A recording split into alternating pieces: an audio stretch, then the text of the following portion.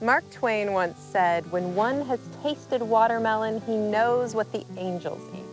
And watermelon is, without a doubt, an incredibly sweet and refreshing fruit. Or is it a vegetable? That's actually been debated for years. The watermelon is a member of the cucumber and squash family, and you can eat the whole thing, rind included. So it's a vegetable. But like fruits, watermelons are the product of a seed-producing plant. And they're sweet, so we also consider them to be a fruit. Watermelon is a true botanical overachiever. I'm Charity Nebbe. On this episode, we'll visit a part of our state that's famous for growing melons, Muscatine. That's where grower Shane Merritt touts watermelons as some of his best and most beautiful produce. And Chef Robert Day impresses patrons of the Faithful Pilot Cafe in LeClaire. He'll bring his talents to our studio kitchen to showcase some unique recipes using watermelon. All that and more coming up next on Iowa Ingredient.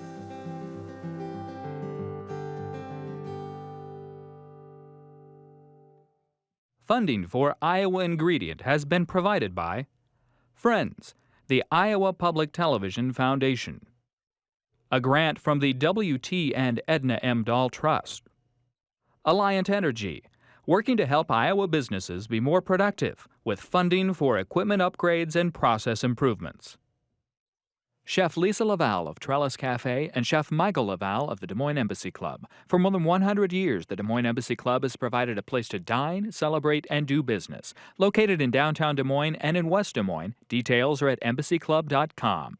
Iowa Community Foundations, an initiative of the Iowa Council of Foundations, connecting donors to the causes and communities they care about. For good, for Iowa, forever. Details at iowacommunityfoundations.org.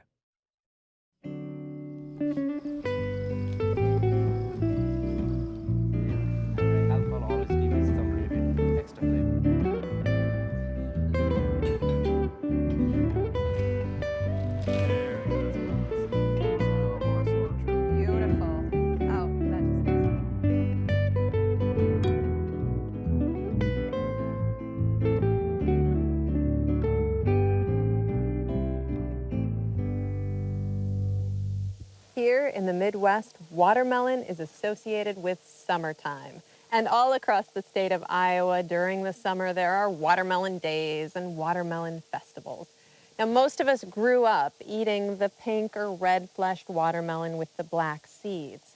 But there are also orange and yellow-fleshed watermelon grown here. Some are small and petite, some are large and oblong. There are actually hundreds of different kinds of watermelon. And with a 90% water content, this is a treat that can satisfy your thirst, your hunger, and your sweet tooth all at the same time.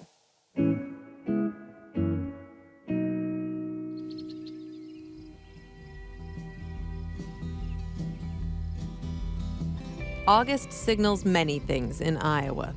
The last gasp of summer heat, the end of school vacations, and the culmination of the growing season for countless ingredients. South of Muscatine, on a stretch of flat, sandy land along the Mississippi River, called Fruitland, the very definition of summer is harvested. It's an August tradition. There are few among us who wouldn't welcome the opportunity to slice open a cool, refreshing, and exceptionally juicy treat: watermelon.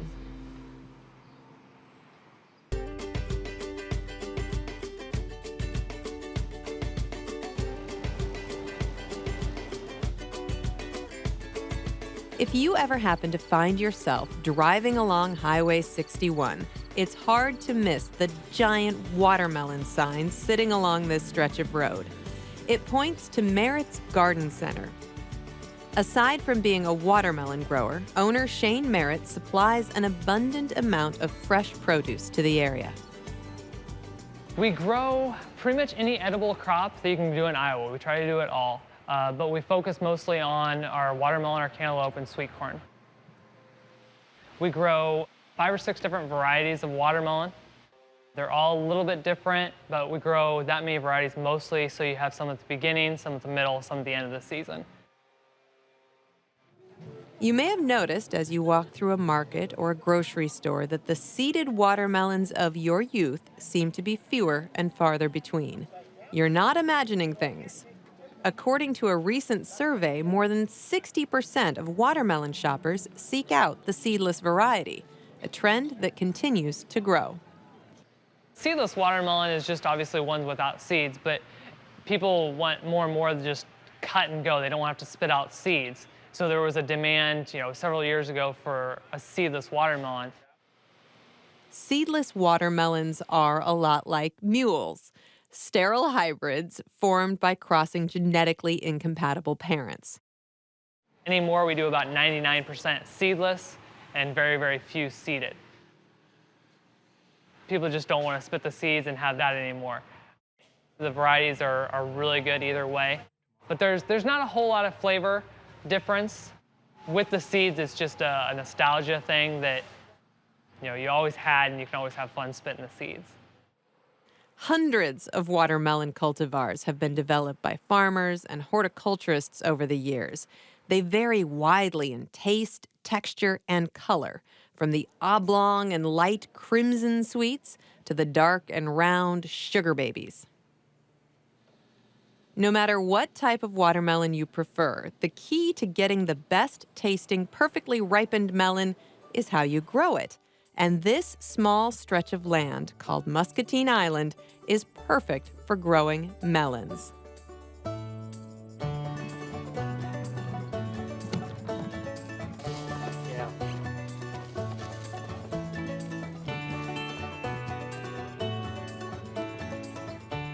With watermelon, it's all about the soil texture. You need a soil that'll keep a little bit of water to keep your plants alive, but you don't want very much water that it loses the flavor. So the sandy loam soil here on the Muscatine Island is perfect. Muscatine County was once called the melon garden spot of the world. Once upon a time, this flat, sandy expanse was largely underwater. It's unclear when the river changed course, but when it did, it left behind a sandy loam soil that is perfect for growing melons. It's got a little bit of water holding capacity, but virtually none compared to the rest of Iowa. And that gives you a really good sweet flavor when there's not much water there for the plant to use. It's really good.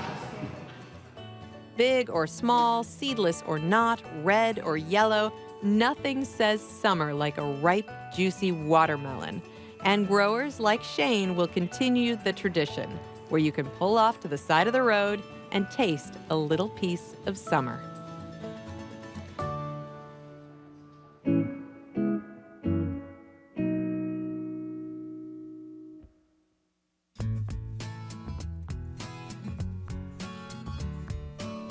On a beautiful bend on the Mississippi River, LeClaire is coming into its own as a tourist destination. The trees are in full bloom outside the Faithful Pilot Cafe and Spirits on Cody Road, the main drag through town named for its most famous resident, Buffalo Bill Cody. It's LeClaire's rich history and relationship with the river that gave this restaurant its name.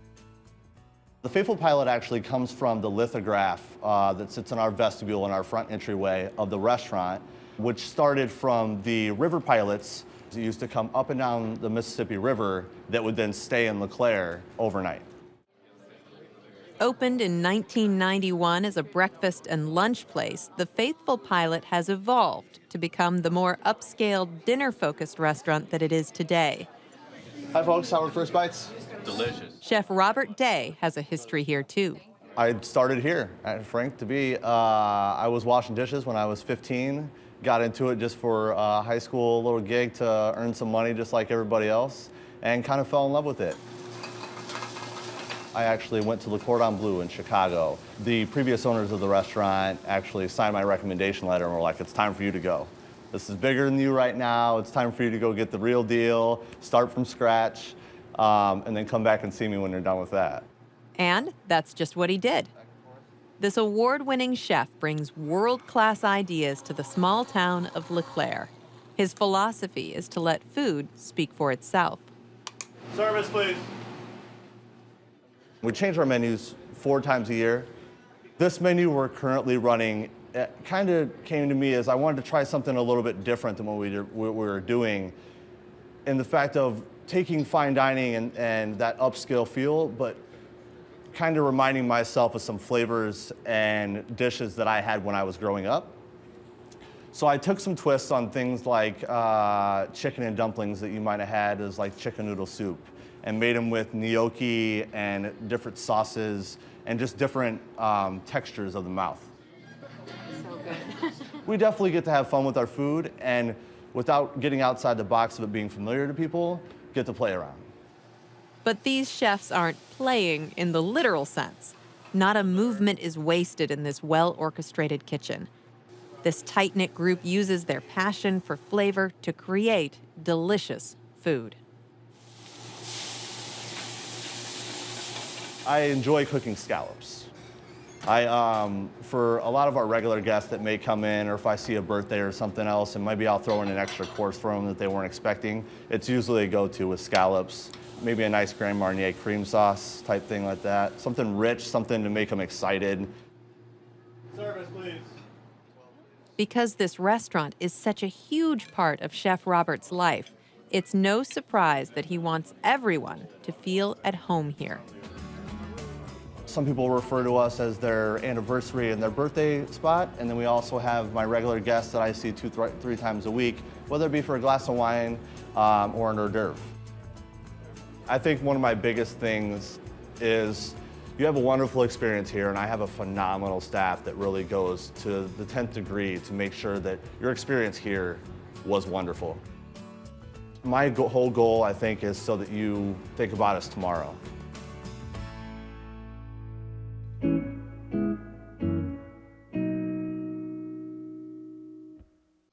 And now Chef Robert is here in the kitchen with me, and we're gonna make something with watermelon. What are we gonna make? Yes, we're gonna do a nice fresh watermelon salad today with a little bit of citrus, a nice cheese spread underneath of it, and some fresh herbs and toasted prosciutto today. Oh, wonderful. All Yes. right, how do we get started? All right, wonderful. So we're starting off with a little bit of baby kale, some fresh mint leaves, and some Italian flat leaf parsley. The mint's gonna kind of be this aspect that'll kind of cut the sweetness of the citrus and kind of add that balance to it. Okay. And then the parsley will kind of give us that little bit of a crunch as well. Some of that there, our Italian flat leaf parsley. It's in there. We're gonna take a little bit of the zest as well as a little bit of the juice. Bit of lemon zest as well. All right. Wonderful. A little fresh sea salt. A little cracked black pepper.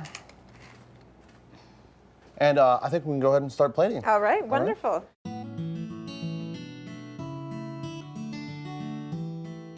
This little cream mixture is some fresh feta cheese, some mascarpone, some fresh goat cheese. This is going to kind of be a kind of decomposed salad, not traditional, kind of all whipped together and thrown together.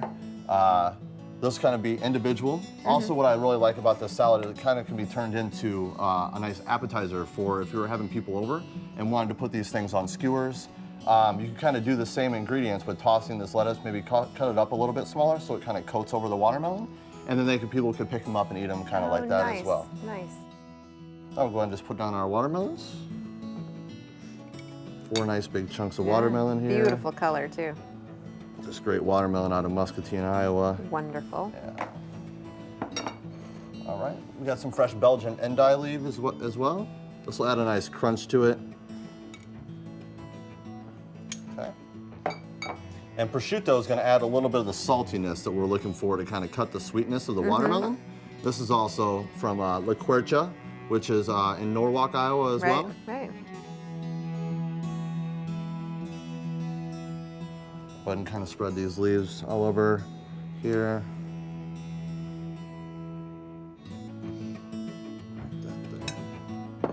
Garnish a little bit of fresh radish.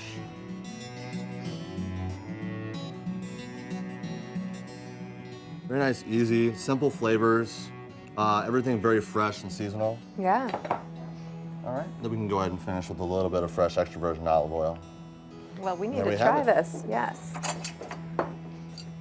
Here's a fork for Thank you. you. I want to make sure I get Wonderful. some of that cheese in there. A little bit of everything, huh? All right. It's kind of nice too. You can use it as your spoon as well. Oh, excellent. All right. That is delicious. Thank you so much. Thank you. All right, we've made a fabulous watermelon dish, and now we're going to cook with another kind of melon. What are we Yes. going to make? So we're going to do venison tenderloin, and the melon that we're going to incorporate with this is cantaloupe that we've actually tossed in a little bit of fresh herbs, oregano, and some fresh citrus as well. Okay, nice. All right, and the venison is first, Yeah, right? so let's start off with the venison. And all we've done here is a little bit of olive oil, salt and pepper, and a rub of fresh ground coffee and vanilla bean. Oh, Okay. all right. Go ahead and start that there.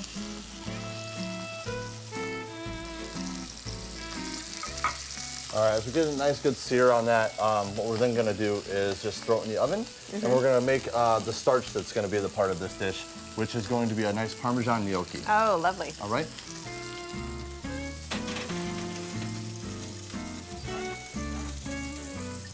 Let that venison go for a good 8 to 10 minutes, and then we'll pull it out to kind of rest the meat as well. All right. So what we've done here is, like I said, just your normal russet potato that we've cooked off in the oven, 350, for about 35, 45 minutes. Then we're gonna take these potatoes and just kind of cut them in half. And then we're actually gonna run them through a ricer. No skins, just the insides here.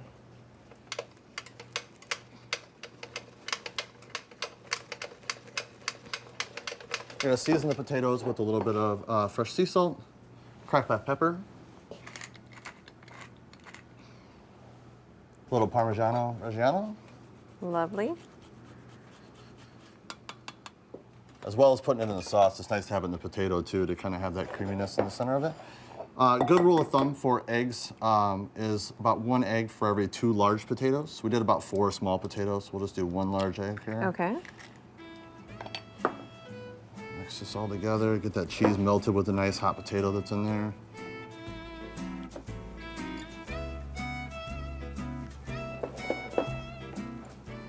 A heavy dose of our flour here.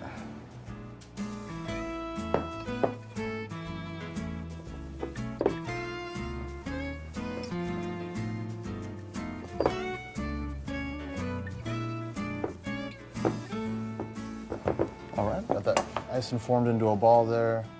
We're just gonna roll these into ropes. That's all we're gonna do here. And we're just gonna go ahead and cut those to be a little dumpling size. Right before we throw this gnocchi in, go ahead and grab that venison loin out and let that rest for a little right. while. While that's resting, we can go ahead and cook off our gnocchi as well. We're gonna cook these for a couple minutes, about 1.5 minutes after they rise is a kind of good go-to on the consistency you want inside the gnocchi. Okay.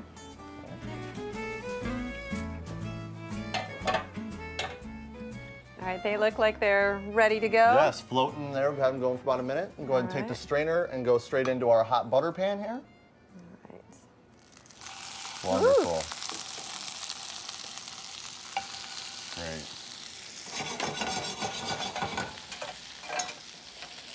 All right, we're just gonna get a nice cream sauce on the outside of it. It's not to necessarily take over the dish as much as it is just to coat the pasta is all we wanna do. Okay. So a little fresh heavy cream.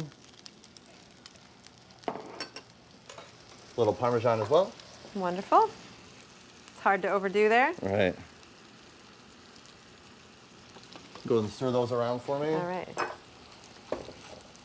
While those are going, I'll go ahead and take our melon that, like I said, has a little fresh oregano on it.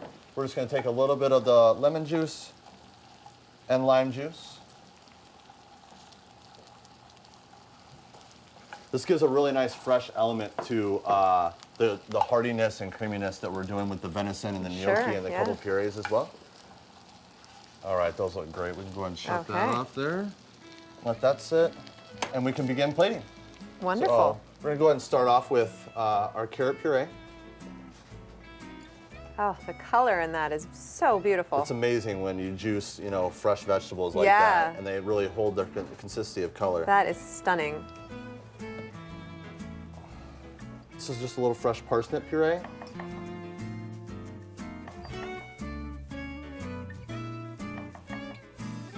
We'll take some fresh broccoli.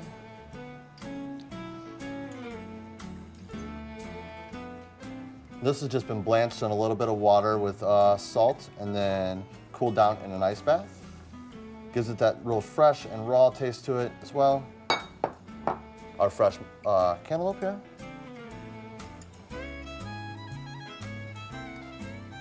It's going to be too pretty to eat, isn't it?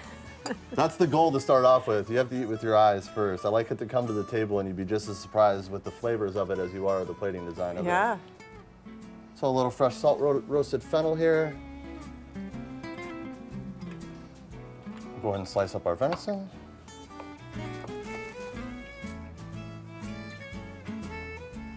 And how about the gnocchi? All right. Perfect. It's ready to go. Great, thank you so much.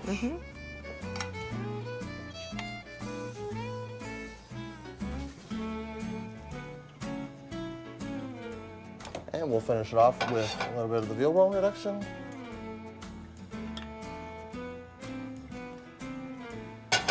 And last but not least, a little bit of the fresh carrot tops.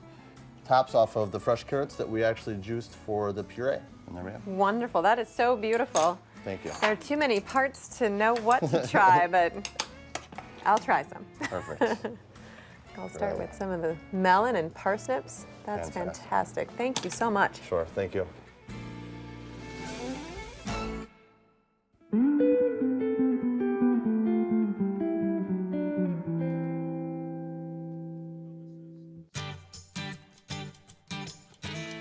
Saltwater shrimp is something you'd expect to find on the coasts, and an ingredient that culinary experts like Chef Michael Bailey enjoy preparing.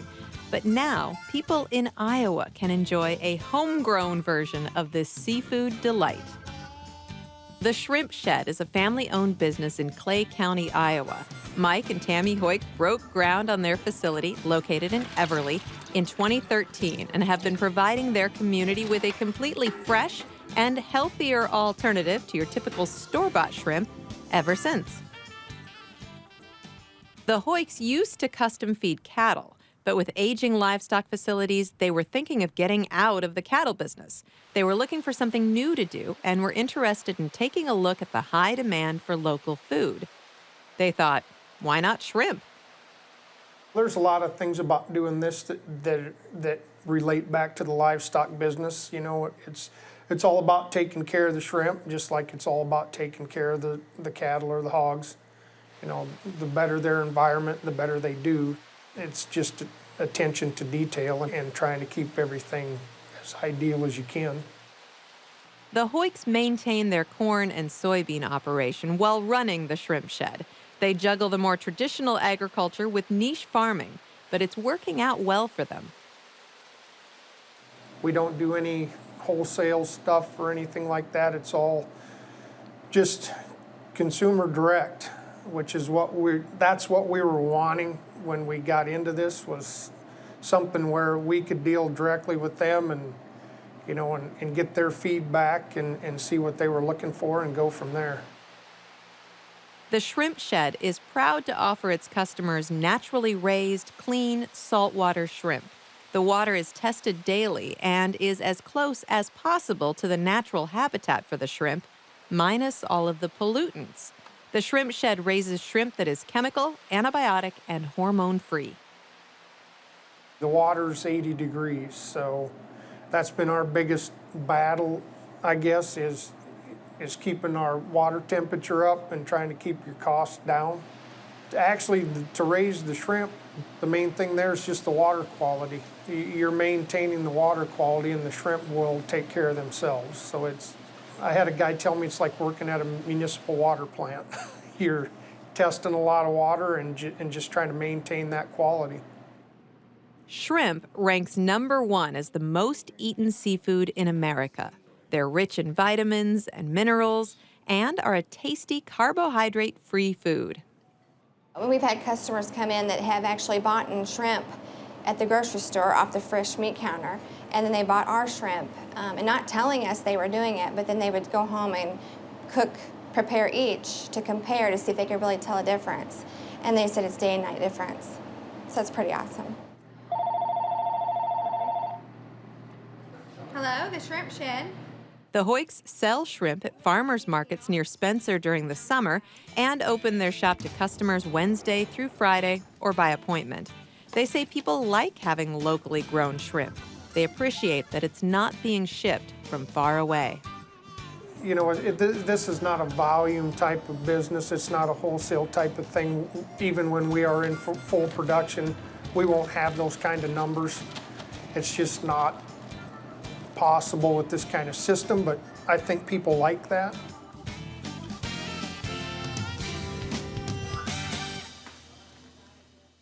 That's it for this week's show. Thank you for celebrating some of Iowa's culinary achievements with us. I'm Charity Nebbe. See you next time for another edible episode of Iowa Ingredient.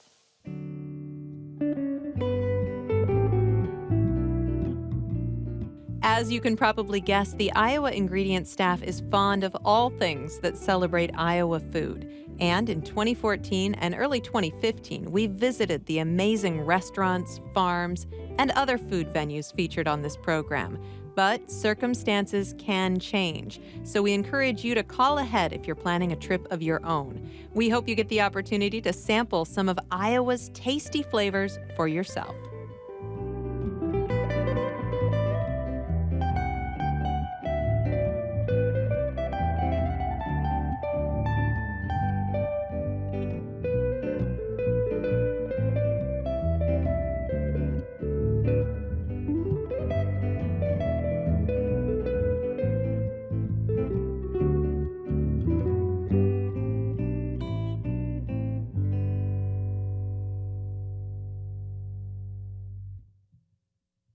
Funding for Iowa Ingredient has been provided by Friends, the Iowa Public Television Foundation.